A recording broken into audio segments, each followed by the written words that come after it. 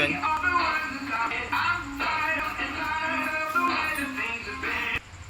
បាទរៀបសួរពុកម៉ែបងប្អូនអញ្ចឹងសម្រាប់ស៊េរី model នេះគឺតម្លៃត្រឹមតែ99ទេបងប្អូនណាបាទ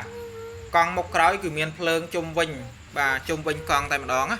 បាទតាក់ទាញខ្លាំងមែនតើអញ្ចឹងសម្រាប់បងដែលត្រូវការម៉ូតូសម្រាប់មនុស្សធំណាបាទក្មេងធំជំទង់ចាប់ពី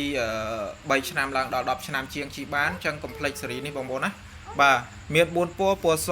ពណ៌ទឹកប្រាក់ពណ៌ខៀវឡាយខ្មៅជាមួយក្រហមឡាយខ្មៅស្អាតមែនតើម៉ូតូនេះគឺប្រើអគុយ12វ៉ុលបងប្អូនណាបាទមាន Bluetooth ភ្ជាប់ទូរស័ព្ទទៀតបាទហើយម៉ូតូហ្នឹងគឺប្រើជើងជ្រែងកដាលបើសិនជាអូនគាត់ចេះជិះហើយយើងអាចដោះកង់កដាលបានចេញបានណាបាទប្រើរថកង់2ដូចម៉ូតូយើងធម្មតាបានអញ្ចឹងសម្រាប់ model នេះគឺបាទធំហើយមាំបងប្អូនណាបាទហើយងាយស្រួលប្រើមែនតើនេះគឺកុងតាក់បើកបិទបាទកន្លែងនេះគឺបញ្ជាចម្រៀងហើយនឹង Bluetooth ឡើយនេះបាទនេះគឺភ្លើងនេះគឺយើងអាចបើកបិទបានបងប្អូនណាបាទយើងបើកបិទទៅហើយភ្លើងនោះមាន2កម្រិតទៀតកន្លែងនេះ display បាទហើយកន្លែងនេះគេបងប្អូនណាកន្លែងជាន់គេបាទយើងជាន់តាគេកន្លែងហ្នឹងមកហើយកន្លែងនេះគឺកងតាក់ទៅមុខទៅក្រោយបាទយើងចុចឲ្យលឹបទៅមុខទៅក្រោយទៅអាហ្នឹងទៅមុខចង់ទៅមុខចង់ទៅក្រោយបងប្អូនណា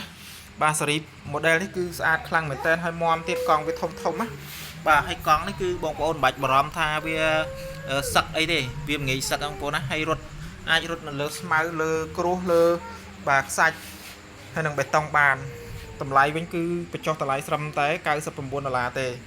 បាទបងជិះបាទជួលយកទៅលក់បន្តអីបាទឬក៏បងដែលជួលទីកន្លែងដាក់កន្លែងកំសាន្តឲ្យក្មេងៗបាទជួលឲ្យក្មេងៗគឺត្រូវហើយតម្លៃវាបោះដុំពិសេសបងយកច្រើនគឺខាងបងអូនគិតតម្លៃបោះជូនធូបងប្អូនណាបាទអរគុណច្រើនបាយ